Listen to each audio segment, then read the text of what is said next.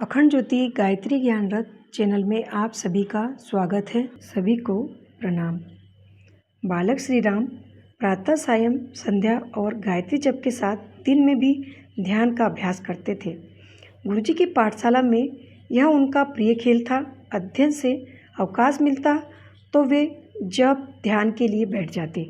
दूसरे छात्र खेलते रहते। कुछ सहपाठियों ने भी उनके खेल में रुचि दिखाई। 2-4 साथी मिल जाने पर नया खेल तैयार हो गया। खेल का नाम रखा साधना। इस खेल में खिलाड़ी पालथी मारकर बैठ जाते। उनसे कहा जाता कि आंखें बंद कर देखने की कोशिश करो।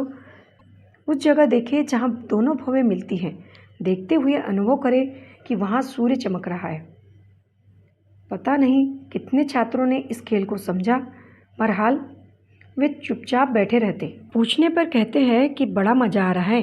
बैठने से आराम के बाद खेल के अगले चरण में गायत्री, हिमालय, गंगा, यमुना, सरस्वती, सिद्ध संत इसी तरह की चर्चा चल पड़ती। इन चर्चाओं में कोई तारतम्य नहीं होता।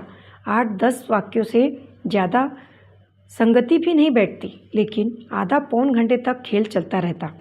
कुछ दिन बाद वे 4-5 सखाओं को लेकर जंगल भी जाने लगे। घनी छाया वाले पेड़ के नीचे बैठकर खेल चलता। एक बार श्री राम अकेले ही चले गए और तीसरे पहर लौटे। पाठशाला का समय था। गुरुजी ने समझा कि छात्र किसी काम से घर गया होगा। घर वालों ने समझा कि पाठशाला में होगा, इसीलिए उन्हें खोजा नहीं। जिन छात्रों को साधना खेल में रस आने लगा था, वे ढूंढते रहे। तीसरे पहर उनके खेल का लीडर प्रकट हुआ तो पूछा, कहाँ गए थे? श्री राम ने उत्तर दिया, एक गुफा मिल गई थी, वहाँ कोई नहीं आता। आराम से उसमें बैठकर ध्यान किया जा सकता है। अगले दिन वे साथियों को लेकर गुफा के पास गए। साथी किसी तरह गुफा तक चले गए तो, लेकिन भीतर जाने का साहस नहीं हुआ। डर लगा। श्री राम अंदर घुस गए। दूसरे लड़कों से न अंदर जाते बना और न ही वापस लौटने की हिम्मत हुई। अपने लीडर के वापस आने तक बाहर ही खड़े रहे। घंटे 1.5 घंटे बाद ही श्री राम वापस आए तो छात्रों ने उलाहना दिया, कहा कि इस खेल में अब आगे वे शामिल नहीं होंगे।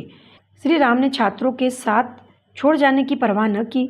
समय मिलते ही घंटे आधा घंटे के लिए अकेले ही निकल जाना और गुफा में ध्यान लगाना जारी रखा। बीच बीच में कक्षा से गायब हो जाने पर गुरुजी का ध्यान भी गया। उन्होंने श्री राम से सीधे न पूछकर छात्रों से ही पूछ डाला। गोपाल दास नामक एक छात्र ने बता दिया, गुरुजी ने कहा तुम उसके घर जाकर यह बात कह देना। इस तरह साईं जी को गुफा में जाने की बात पता लग गई। उन्होंने श्री राम को बुलवाकर डांटा, कहा कि शेर चीते की गुफा होगी, किसी दिन तुम्हें देख लेगा तो फाड़ कर खा जाएगा। माँ की डांट सुनकर श्री राम चुप रहे।